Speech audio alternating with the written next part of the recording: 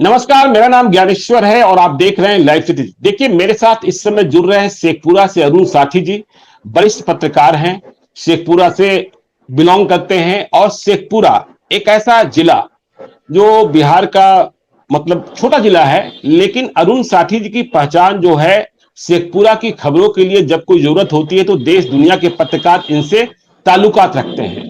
तो अरुण साथी जी, आपका स्वागत करते हैं। बहुत धन्यवाद ज्ञानेश्वर जी, आपने हमें मौका दिया शेखपुरा की खबरों के लिए। बहुत बहुत धन्यवाद आपका। देखिए अरुण साथी जी, आपने अभी दुर्गा पूजा की समाप्ति के बाद 2 पोस्ट लिखे हैं और सामाजिक सद्भावना कैसी है यह आपने बताया है। जो विष बमन करने वाले लोग होते हैं, राजनीतिक रोटियां सेकने वाले लोग होते हैं, समाज में दुराव पैदा करने वाले लोग होते हैं, उन्हें आपने तमाचा मारा है। मैंने आपका एक पोस्ट पढ़ा जिसके बाद मुझे लगा कि नहीं, यह बात बताई जानी चाहिए। शेखपुरा जिले को ऐसे भी लोग कहते हैं कि भूमियार बाहुल्य जिला है जी और जी वहां जी। भूमियारों का दबदबा है।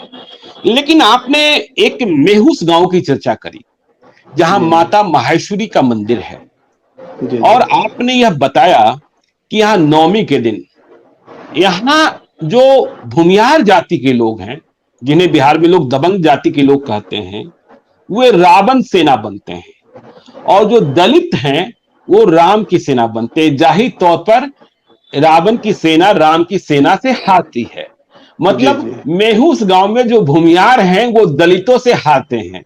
तो जी ये जी। क्या किस्सा है? और आपने यह भी बताया कि माता माहेश्वरी के मंदिर में सबसे पहला दर्शन ये दलित ही करते हैं, फिर दूसरा कोई करता है। ये तो जी बहुत ही जी। अच्छी बात आपने बताई, इससे सामाजिक सद्भावना बढ़ेगी। क्या किस्सा है, ये क्या परंपरा है आपके यहाँ? देखिए, सबसे पहले तो हम फेसबुक पोस्ट से इस चर्चा को शुरू करेंगे। जी जैसा कि आप भी जुड़े हुए हैं सोशल मीडिया से, हम भी जुड़े हुए हैं, बहुत पुराने जी हम जी लोग हैं। जी। सोशल मीडिया पर इन दिनों विष बमन, जैसा कि आपने बताया, काफ़ी है, खास करके हम्म, जाति और धर्म दोनों स्थिति में। धर्म को लेकर भी हमने पोस्ट लिखा है बहुत बार। इस बार जाति के विष बमन को एक जवाब है मेरा यह पोस्ट। गांव में जो भूमिहार बहुल गांव है, वहां कैसे जातीय भेदभाव मिटाने का प्रयास सदियों से चला आ रहा है, आज से हम्म, नहीं। ये 300 हम्म, 400 साल पुरानी प्रथा चली आ रही है। दो दो गांव की बात मैंने रखी है और भी मेरे पास ऐसे ऐसे मामले हैं। तो सबसे पहले मैं मेहूं से इसकी शुरुआत करूं, लेकिन उससे पहले ज्ञानेश्वर जी, मैं एक बात कहना चाहूंगा कि यह धरती बिहार के प्रथम मुख्यमंत्री की डॉक्टर जन्मभूमि श्री है, कृष्ण सिंह है डॉक्टर जी। श्री कृष्ण सिंह की जन्मभूमि जी है। मैं जी। उन्हीं के धरती से बोल रहा हूं।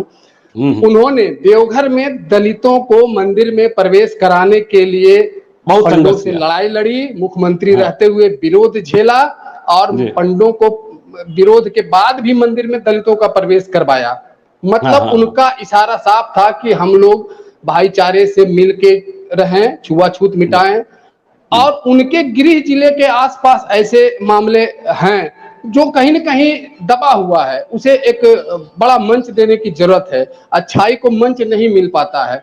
ऐसा ही यह एक मंच मेहुस गांव का एक मामला है।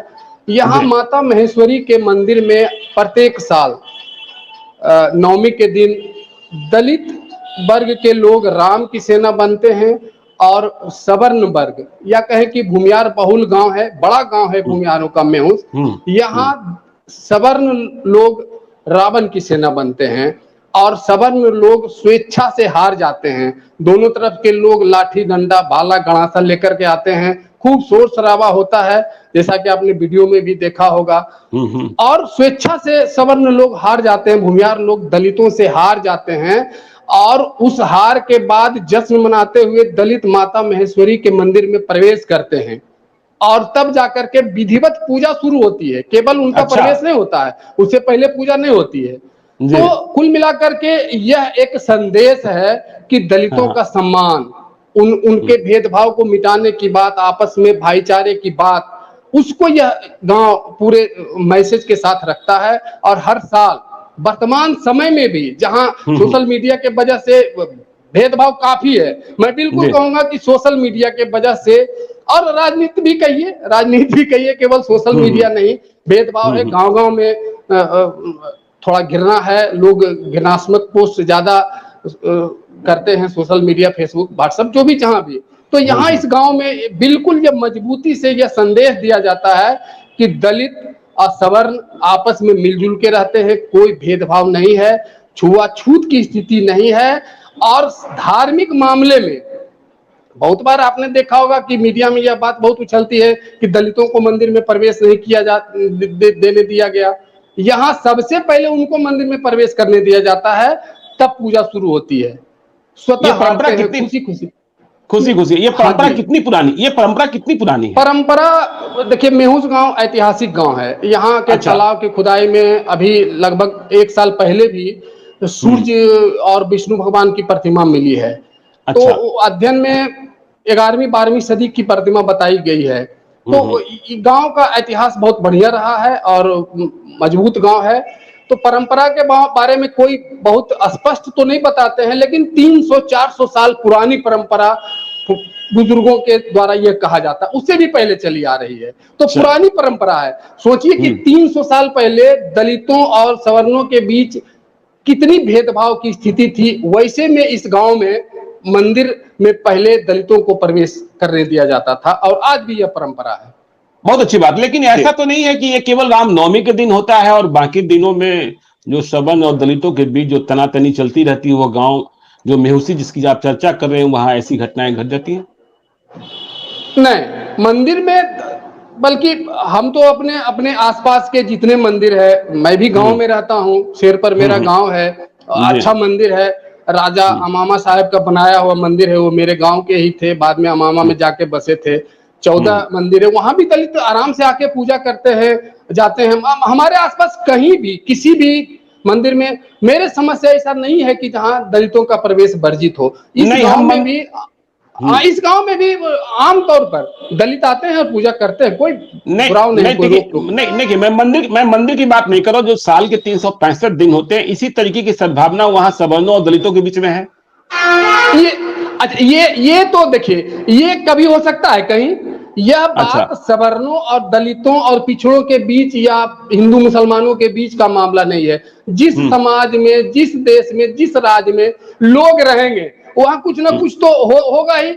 इससे हाँ इससे हाँ कोई इससे इनकार नहीं किया जा सकता हाँ है। हाँ गांव हाँ। में कहावत भी है कि बर्तन एक जगह रहेगा तो बजेगा ही। तो निश्चित हम्म। रूप से उस गांव में भी ऐसा कभी कभी घटना होता होगा।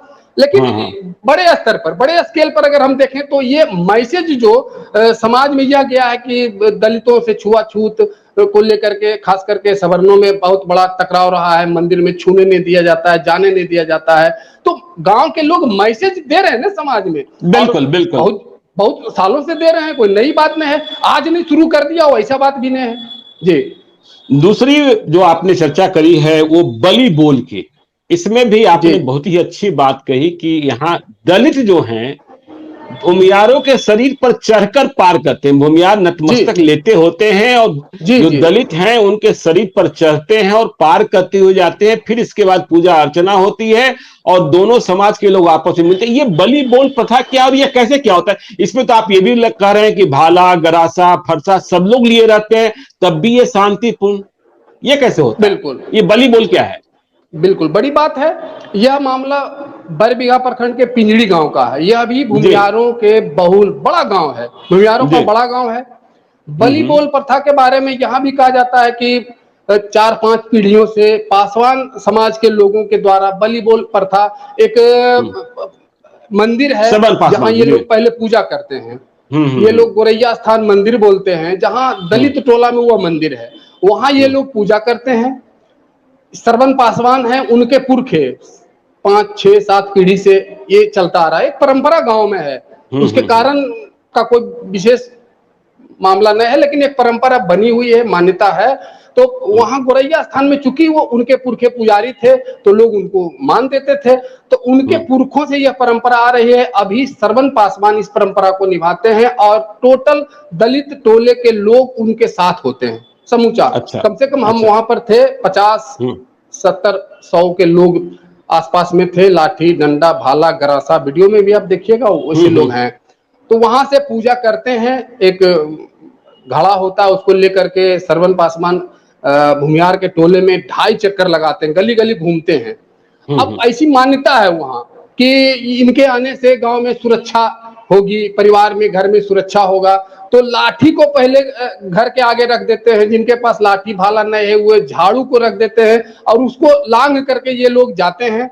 उन लोगों को लगता है कि इससे सुरक्षा बढ़ेगी, सुरक्षा की गारंटी मिलेगी। 2.5 चक्कर के बाद गली में बहुत सारे लोग, सवर्ण लोग सो जाते हैं, कुछ बच्चे, कुछ बुजुर्ग, कुछ बड़े लोग भी। मान्यता है कि ये लोग इससे निरोग हो जाएंगे, इनको कोई रोग नहीं होगा। इस मान्यता का पालन भी लोग करते हैं। और बलि बोल का प्रथा आकर के भूमियार टोले में, जहां देवी माता का पूजा होता है, दुर्गा जी की प्रतिमा स्थापित होती है, वहां घड़ा को फोड़ा जाता है और सभी लोग घड़ा का एक एक टुकड़ा ले जा करके अपने अपने घर ले जाते हैं और मवेशी जहां पर रखते हैं वहां पर उसको मवेशी के बांधने के स्थान पर रखते हैं। इससे यह भी मान्यता है कि मवेशियों को इससे सुरक्षा मिलती है। तो ये कुल मिलाकर के हम इसको बृहत पैमाने पर हमने उस नजरिए से देखा। ये परंपरा पुरानी है परंतु ये दबी हुई है, इसका विस्तार नहीं हुआ है। हम गए थे, हम उसको देखे तो हम अचंभित रह गए। वाकई में जहां आप छुआछूत की बात करते हैं, जहां कहते हैं कि दलितों के सटने से छुआछूत हो जाता है, सवर्णों के द्वारा ऐसा किया गया है, यहाँ तो ऐसी बात हमने नहीं देखा। टोटल दलित समाज के लोग लाठी भाला सब लेकर के उत्साहित बलि बोल का नारा लगाते हुए आते हैं और सवर्ण लोग उनका स्वागत करते हैं। घर घर स्वागत होता है, कुछ दान दक्षिणा भी देते हैं, कोई कुछ अनाज देते हैं, कुछ पैसा देते हैं और सबसे ज्यादा चीज जो सम्मान देते हैं।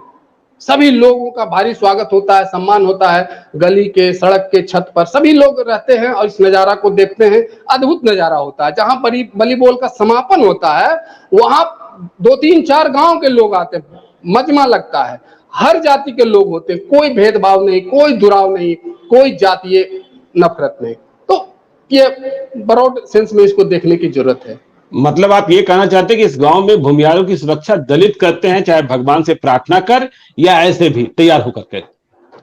मान्यता है, मान्यता ये है। तो मान्यता है और वर्षों से चली आ रही मान्यता का आज भी पालन हो रहा है। और तो दलितों के दलितों के सम्मान में जो भूमियार के बुजुर्ग हैं या लड़के हैं, जमीन पर लेट जाते हैं, उनकी पीठ पर सवार बच्चे भी।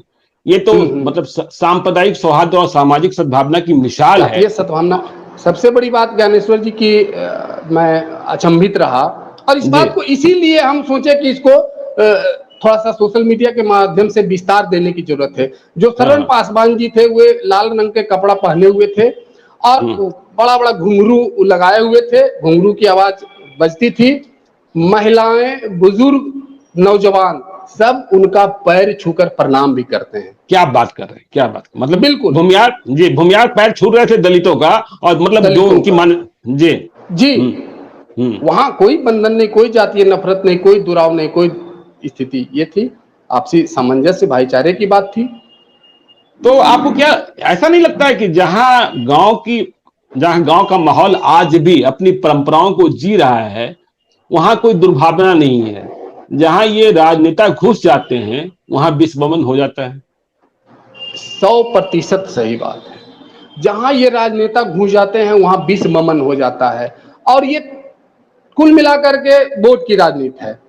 वोट की राजनीति है। हाँ, ये इससे मैं इनकार नहीं करूंगा कि भाई कहीं कहीं समाज है तो कुछ इस तरह की स्थिति भी रहती है, कहीं छुआछूत, सब लोग रहते हैं। ये समाज है, वो हर जगह होता है। ये इसको जातीय बंधन में जो बांधे, लेकिन ये तो होता है कमजोर और बरियार का मामला होता है, कहीं कहीं ऐसे बात है।